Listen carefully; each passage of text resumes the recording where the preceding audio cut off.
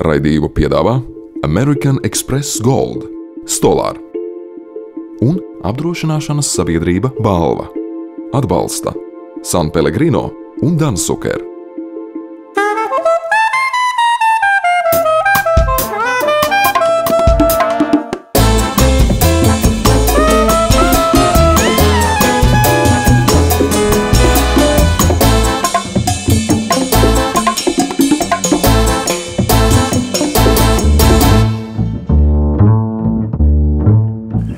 Labrītiņ, šo burvīgo, šo skaisto, saulaino rītiņu no Mārtiņa rītiņa.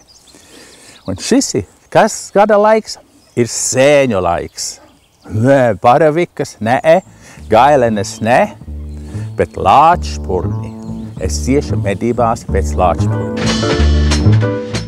Šodien raidījumā kopā ar Dabas muzeja mikoloģi Initu dosimies mežā meklēt pavasara sēņu karali – lāčpurni. Šī sēne mēs ļoti daudz neatpazīstam, bet viņi ir delikatese. To es gribu jums parādīt.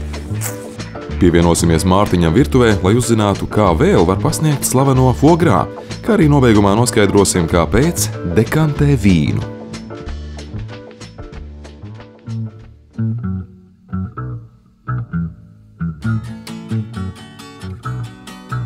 Vienalga, kurā mežā es atrodos, es to nevaru izskaidrot.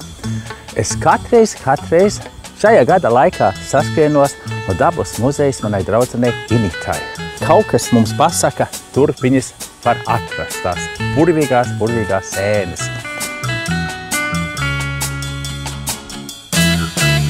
Pagājušā nedēļa bija lakši, pienenes, bet te ir lāčpurni. Un te mums ir daži specimeni jau salasīti.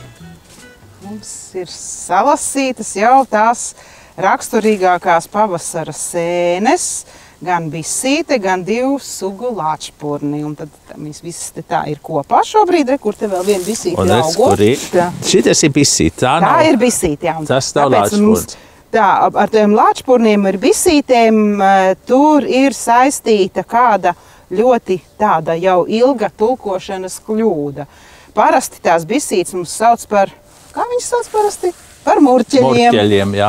Ja mēs kaut ko ļoti gribētu saukt par murķeli, tad mēs par murķeli varētu saukt lāčpurnu. Jo lāčpurns latīniski ir morhella, vāciski ir morhel, angliski ir morel.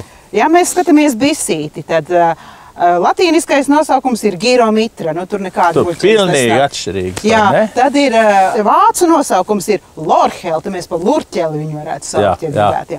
Un angliski ir false morel. False morel.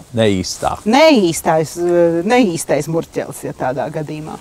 Un kur ir tā atšķirība? Pirmkārt, jau te mums ir pilnīgi tāda sagadīšanās, ka mēs viņus atradām abas kopā, jo lāčpurni tomēr ir lapu koku mežu sēnes, bieži izaug arī parkos, dārzos, Rīgā var atrast bieži dārzos.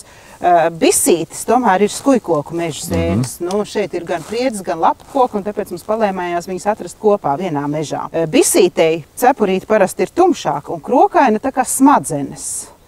Viena no visneglītākām sēnēm, kas ir, ne? Nē, viņa taču ļoti skaista, tāda tumši brūna, tā pēc krāsas ļoti skaista, sarkanīgi brūna. Pēc smadzenēm izskatās. Lāčpurnām ir tas krokojums tā kā bišu šūnas, tādas regulāras šūniņas, un viņš vairāk tā kā pelēcīgs, nav tik koši brūns.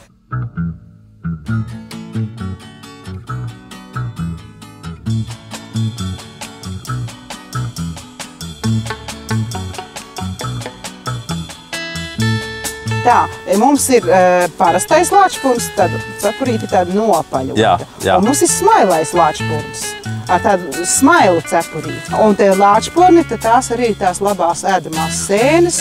Diemžēl tās tulkošanas kļūdas dēļ mums tās labās īpašības tiek pārnestas uz bisītēm. Bisīte patiesībā ir indīga sēne. Viņa ir ļoti rūpīgi jāgatavo. Vārot ir ieteicams noņemt vāku, lai tas tvaikis skrien gaisā.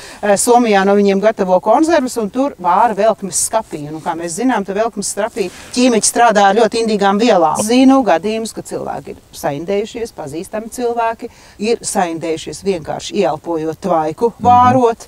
Tā kā es pati nelasu, es negribu būt arī vienīgā no 10 000, kas ir saindējušies. Tas nekas, ka 10 000 ēd bez bēdām un katrs 10 000 varbūt saindējās.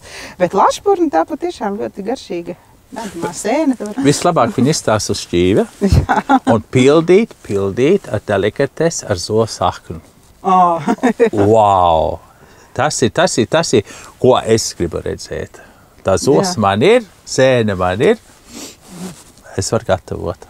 Bet šo te tu man neiesaki. Jā? Es neiesaku.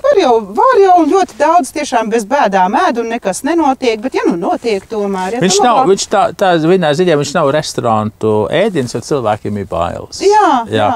Jo man daudz zvanu un prasa, kad viņi salasījuši vai viņas pirkt, un diemžēl viņi brīnās, es saku nē. Ziniet, ka vispār tā kā vairāk baidās gandrīz no tiem lačpurniem, jo viņas mazāk pazīst. Jā. Tu šo pazīst vairāk, tu patiesībā baidās no tā, no kā nevajadzētu baidīties, un nebaidās no tā, no kā vajadzētu baidīties. Tāpēc mēs esam visiem izstāstījuši, kad no šī nav jābaidās. No šī nav jābaidās, jā. Mēs varam turpināt mūsu medījumus, jo man tie lāčpurni, viņi visvairāk interesē. Un mums iesim meklēt vēl. Un vai ir kāds labs laiks no rīta, pēcpusdienā, vakarā, kad lasīt šīs lāčpurnu sēnes? Parasti jau sēņot vienmēr labāk ir no rīta. Jebkurā gadījumā, jā. Labi, mums ir agras rīts. Turpinam ceļojumu.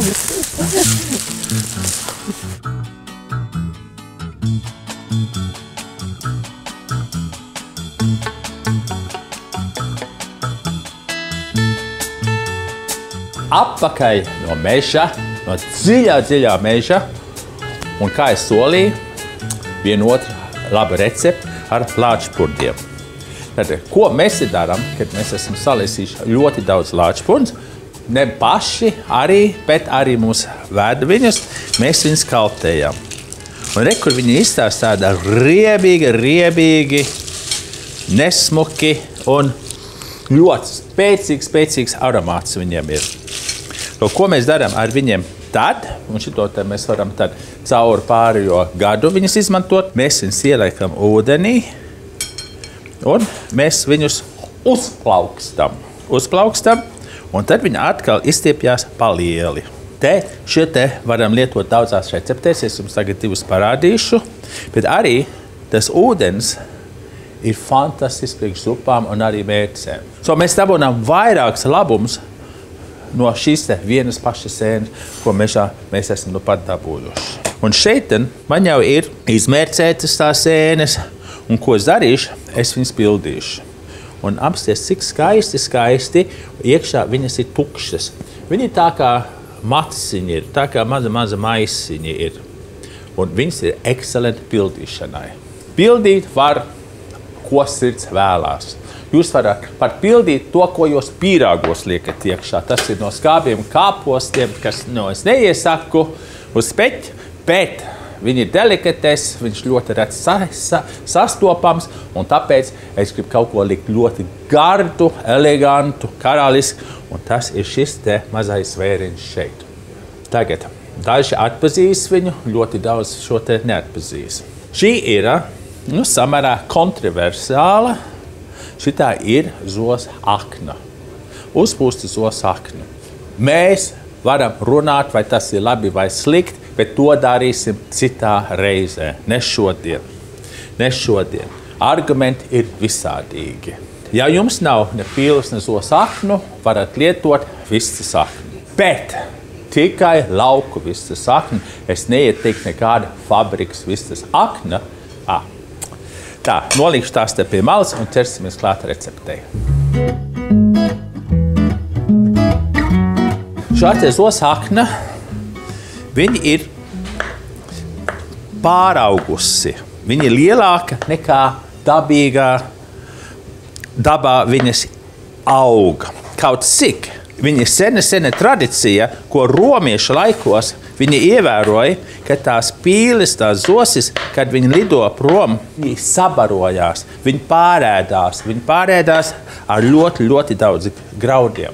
Un tad, kad viņš šauva nost, Viņi redzēja, kad atgriezās vaļā, ka tā akne ir fantastiski garšīga. Dažas valsts, dažas pilsētas viņi ir aizlieguši, jo daži birokrāti, kam nav labākas lietas, ko darīt, domā, mums jāuztais jaunu likumu. Ja tas notiktos Francijā, būtu otrā revolūcija. Tas Francijā nekad nenotiktu. Tā te es esmu tagad sagriezis. Te es pielikšu klāt timjānu, bišķīt sāla pipera, medēra un bišķīt portvīnu. Sakapātajai zosas aknai pievieno timjānu, jūras sāli un svaigi maltus melnos piparus. Izsmalcinātākai garšai pildījumu bagātina ar lāsi madeiras vīna, portvīnu un rūpīgi izmaisa, līdz pildījuma masa kļūst viendabīga.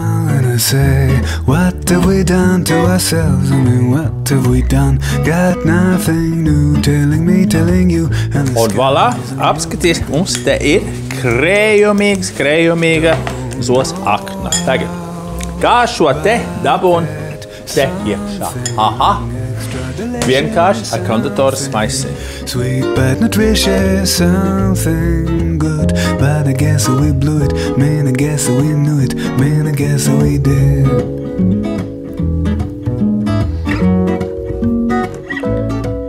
Un tā kā baloni viņi uzpūšās, un jālu viņi arī varēs. Šo es tagad ielikšu leduskapī, lai viņi atkal sastingtu, lai viņi paliek bišķīt stingrāk. Un tad mēs viņus cepsim.